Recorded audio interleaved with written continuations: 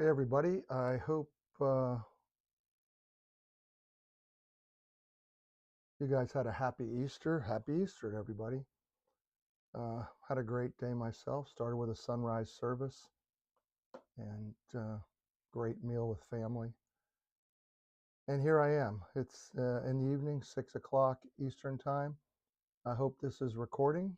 Again, I am not the technical guy for this, and one day before I stop doing this, maybe someone will come alongside and help me, but I'm hoping that the audio is working well, finally.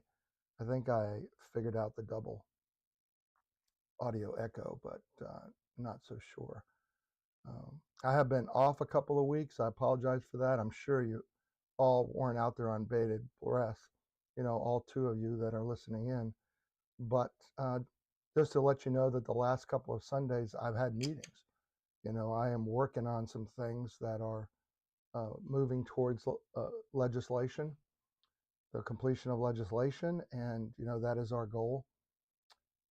And I've had meetings the last several Sundays, but I thought it was important that I get back on the horse in the saddle again, and at least give everyone an update and kind of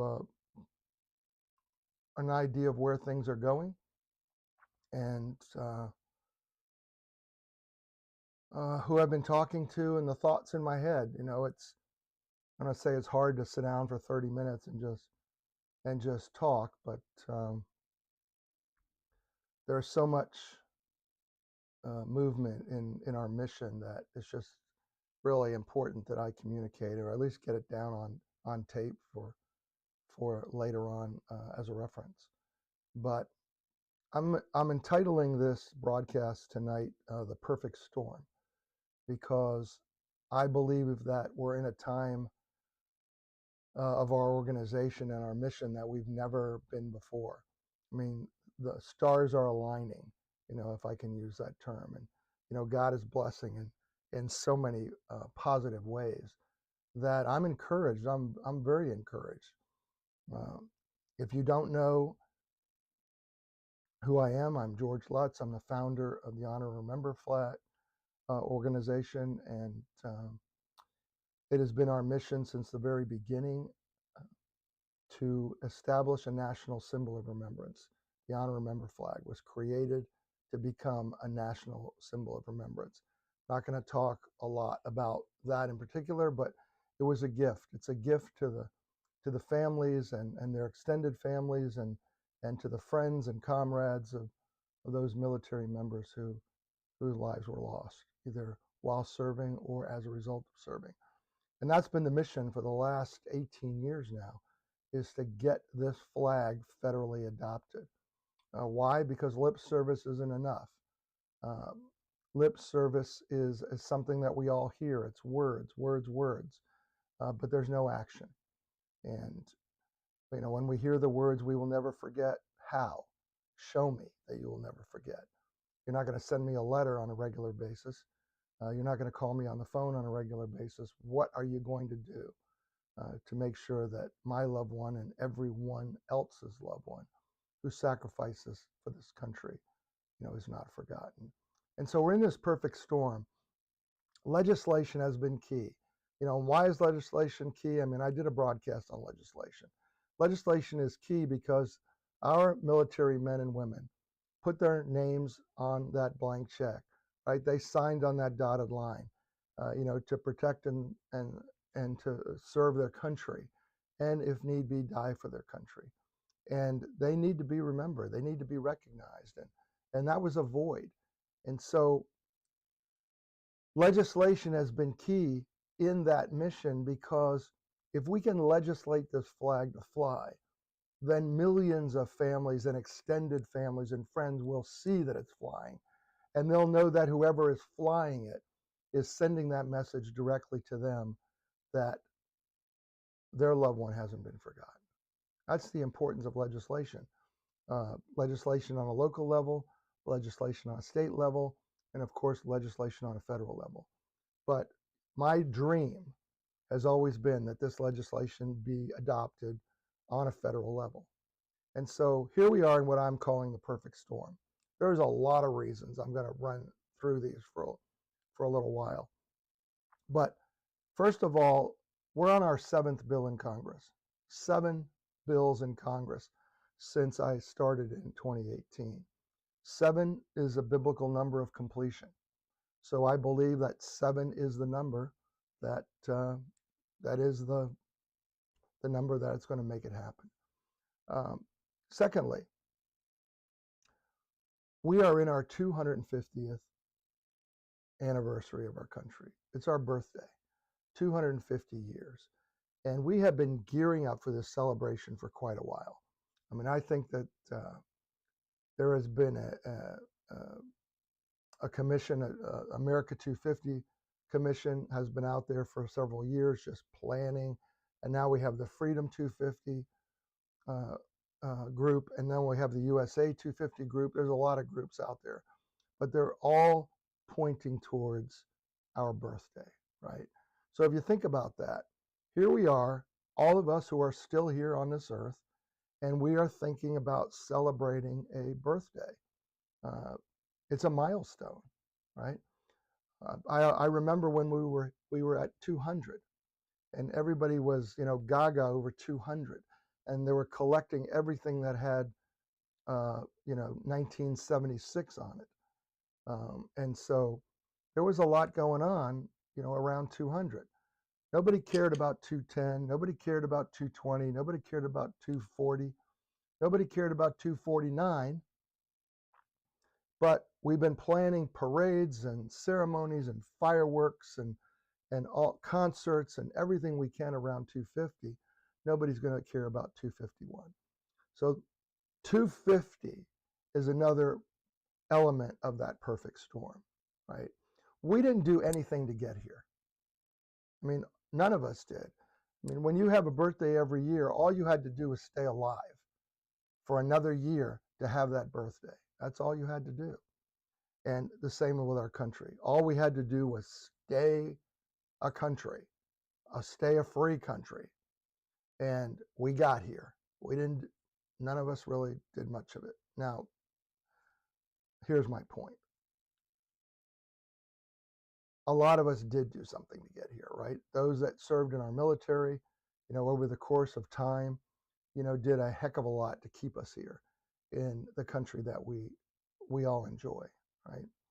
But if you take that a step further, those men and women are here too, and they're able to celebrate the victory, if you will, or the completion of that task, of the mission of keeping this country safe. So they're here to celebrate. But if you think on the lives that were lost over those 250 years, they're not here. They're not here to celebrate. Their families may be here, but they're not. And so the very freedom that they died to preserve, they can't participate in. And so I think it's a miss for this country.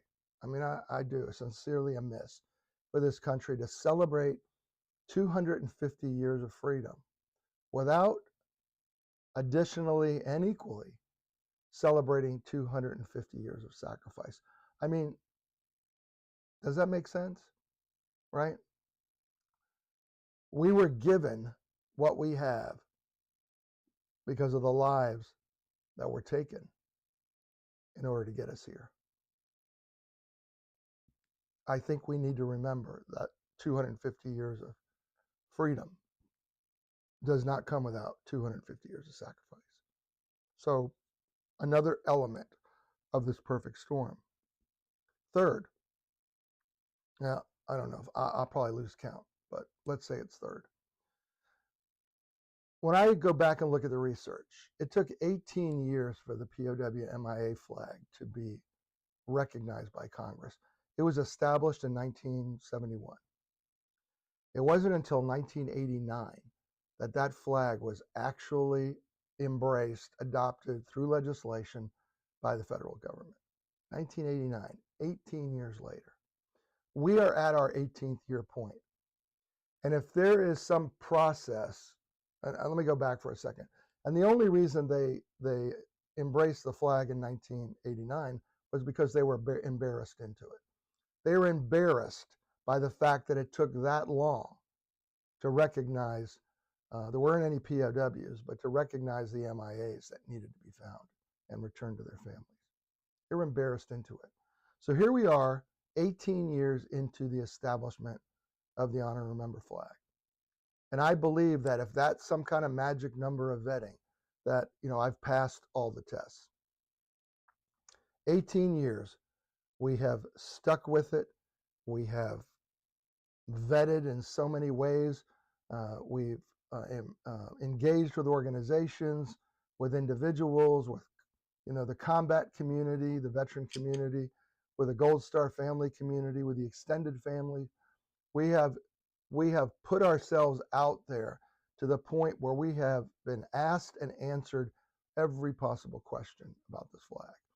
And so I believe that 18 years is that magic number.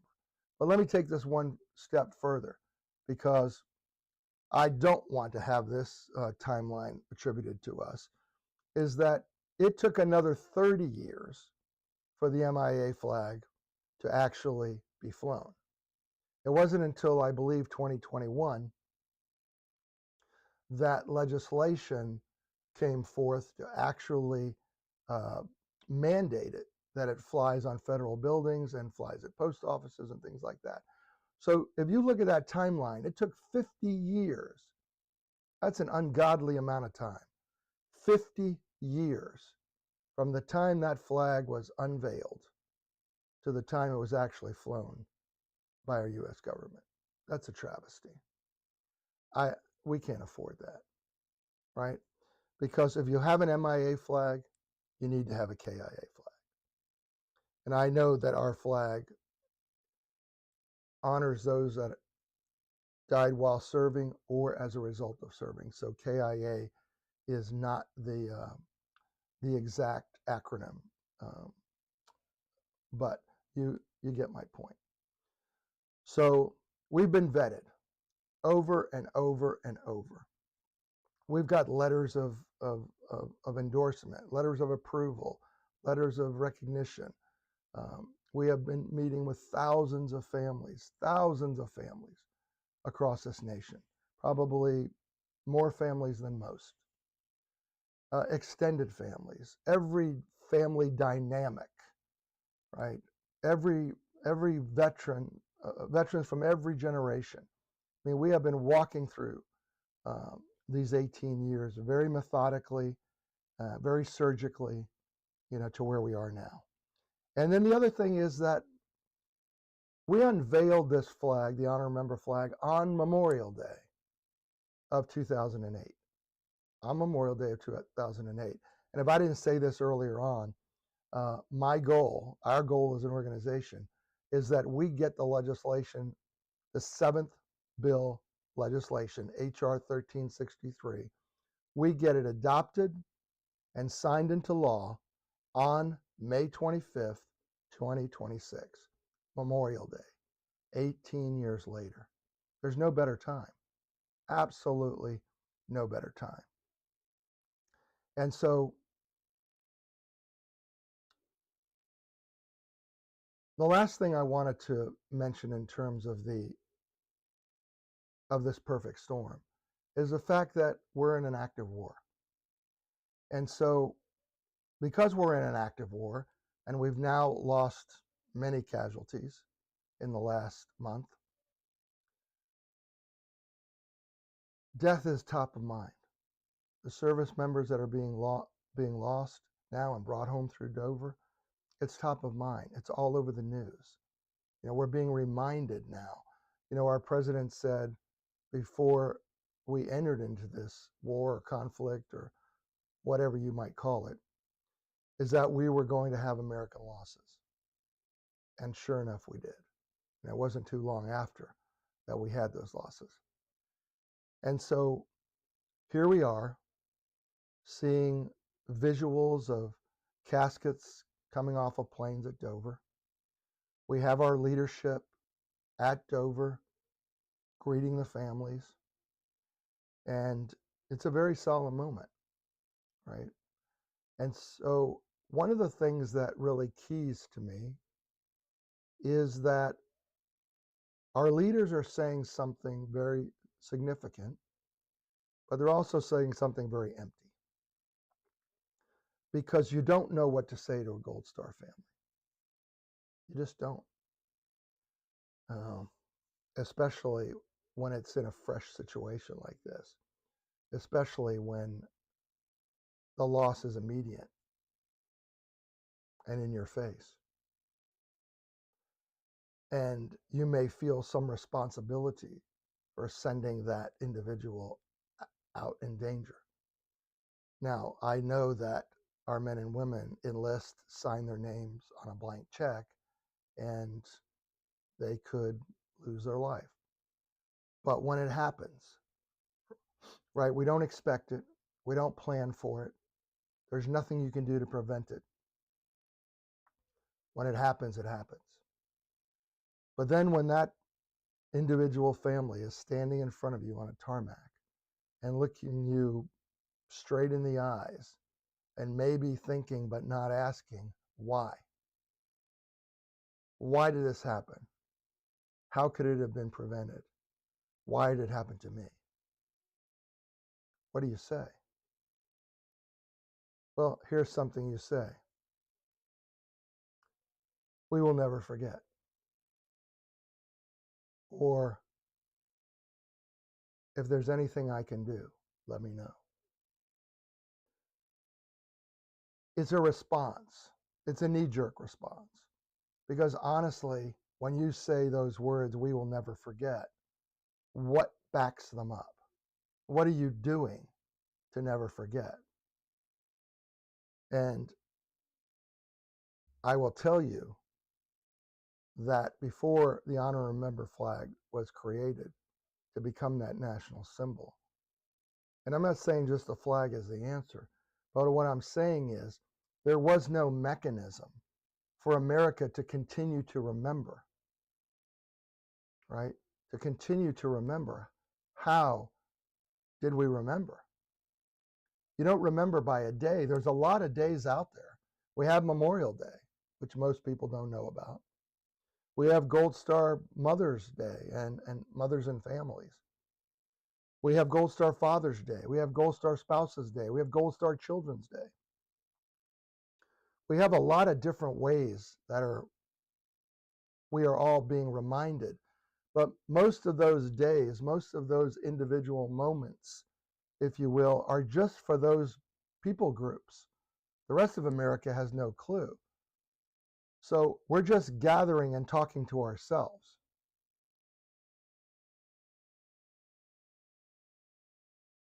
And it's only a few times a year. But Memorial Day and Gold Star whatever day is not the day that even that loved one may have died. You know, my Memorial Day, if you will, or my day of remembrance is December 29th. Well, Tony was born on December 12th. So that's also a day I remember him. I don't need a specific day to be reminded that he's gone.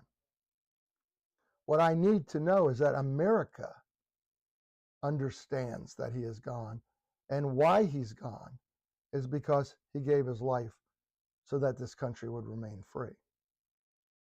And so our appreciation should not be relegated to a day. It should be relegated to every day.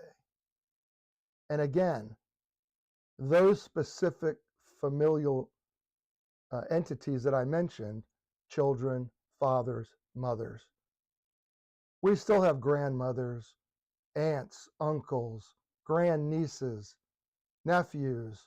There are so many family elements,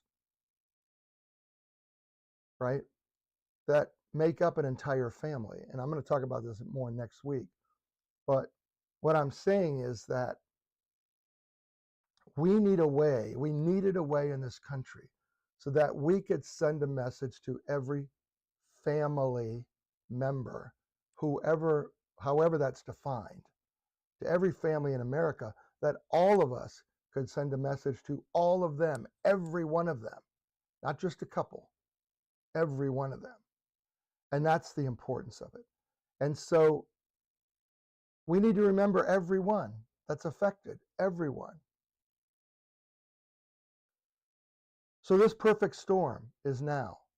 I believe that we need to have this national symbol adopted on this Memorial Day.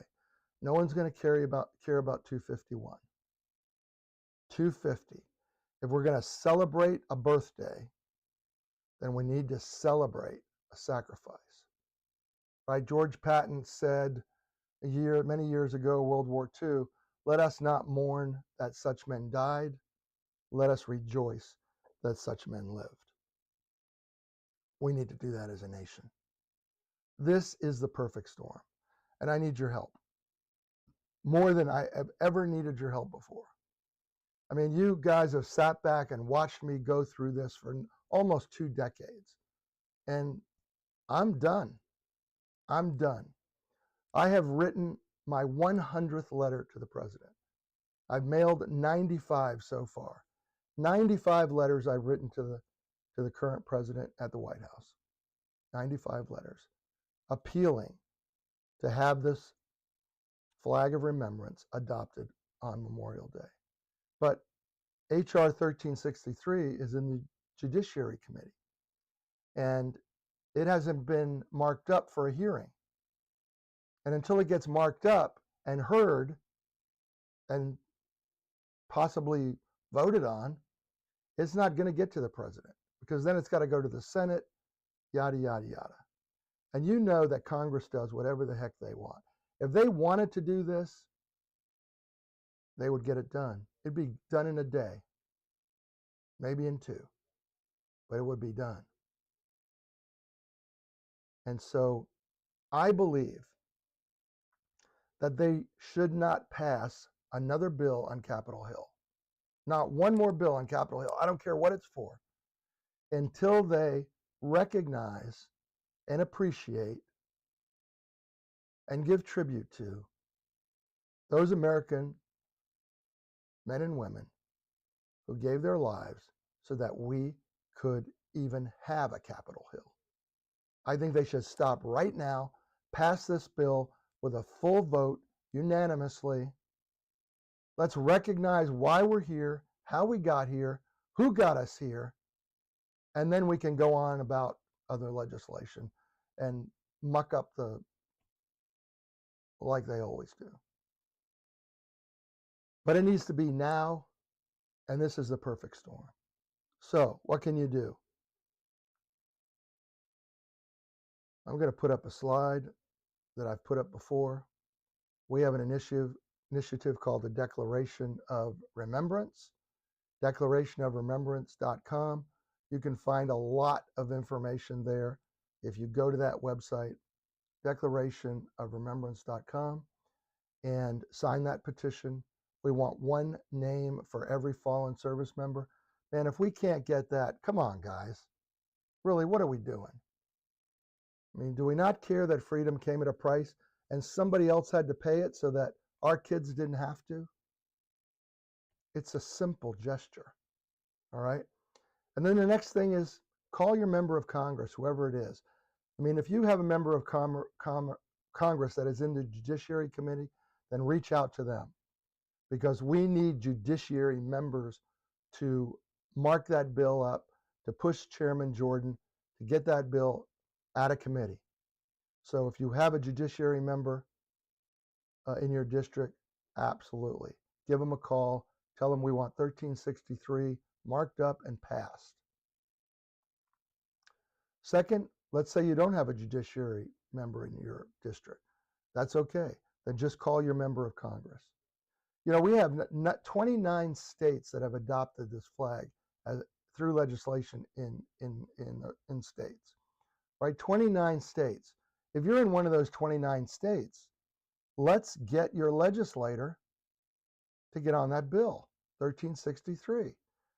Maybe they're friends with Jim Jordan. Maybe they're friends with the president. Let's get this thing moving. We have only got 51 days left. 51 days. This is a moment of urgency. And I'm appealing to all of you out there to get up and do something. Tomorrow's Monday. I don't know if they're back in session. I think they're in district. But you can still call their office. You can meet them in the district. So one of the things that we're also trying to do is we're trying to get flags up in their offices on Capitol Hill.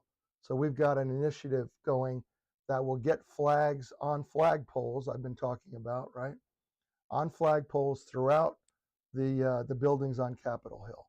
And so as you're talking to their representative, say, hey, listen, do you know about the initiative to get an honor remember flag outside your office? Let's get one out there. We'll even provide it for them if necessary. So those are the things that can be done immediately. And then, of course, fly a flag. Put up an honor and remember flag. I've been talking about this for a long time. Put up an honor and remember flag. Well, let's not wait for the federal government to do it.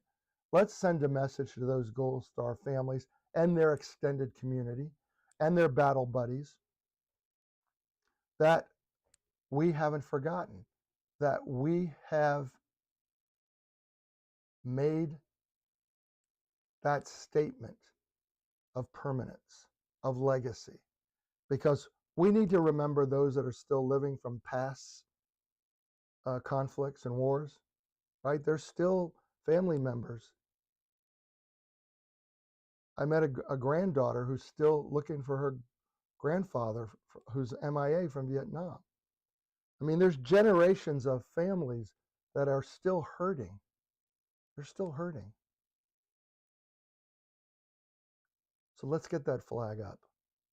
Let's get that flag up and make that statement. I think my time is about up. I'm not sure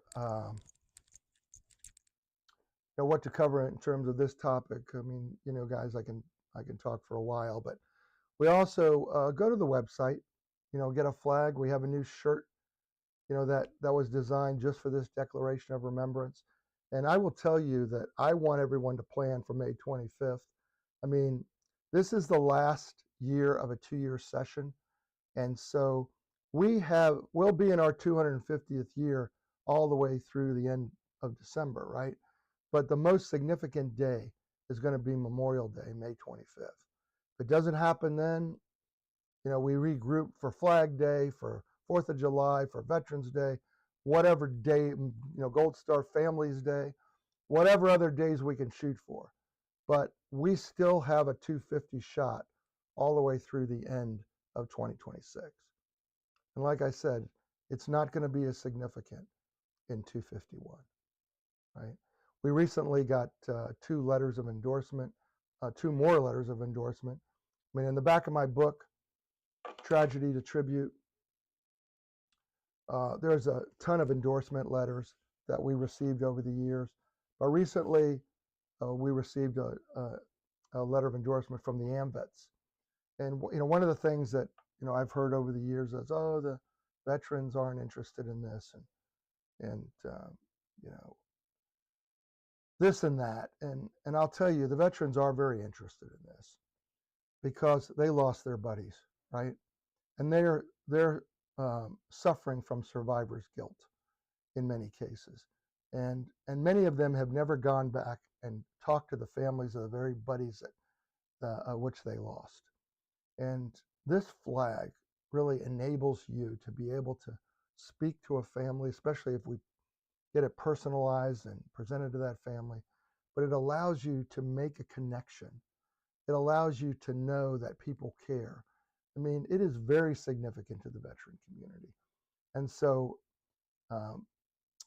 we never had a formal letter before from the AMVETS, but a shout out to them and a thank you for being bold enough to stand up and say, hell yeah, the veterans do care. And so we march forward. Here we are, everyone. We're in the perfect storm. I'm not sure where else to send you today, but remember that individually, we're all doing something, and we should be in very many ways, to make a difference. But when we come together, which I believe the Honor and Remember flag is that collective, cohesive, continuing emblem that unifies, so that together we literally can remember them all. God bless you guys. I really appreciate it, and please join us in this vision of national remembrance. God bless you.